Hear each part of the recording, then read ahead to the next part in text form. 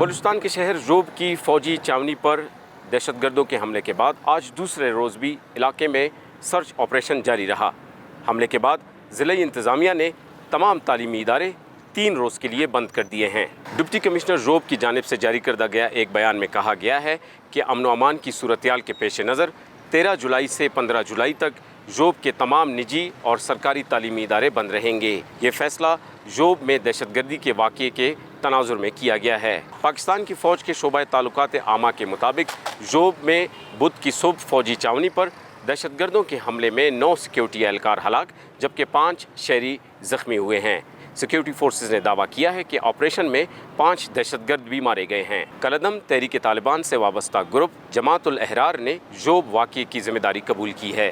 بلوچستان میں رواں سال دہشت گردی کے واقعات میں اضافہ ہوا ہے۔ گزشتہ 2 ماہ کے دوران سیکیورٹی فورسز پر حملوں میں فوج کے ایک میجر سمیت 16 اہلکار جان کی بازی ہار چکے ہیں۔ 3 جولائی کو بلوچستان کے ضلع ژوب سے متصل شیرانی کے علاقے میں پولیس اور فرنٹیئر کور کی چوکیوں پر حملوں میں 4 اہلکار ہلاک ہو گئے۔ دوسری جانب ژوب کے شہریوں کا کہنا ہے کہ شہر میں حالات اب بہتر ہیں، تمام کاروباری مراکز کھل گئے ہیں اور زندگی معمول پر ہے۔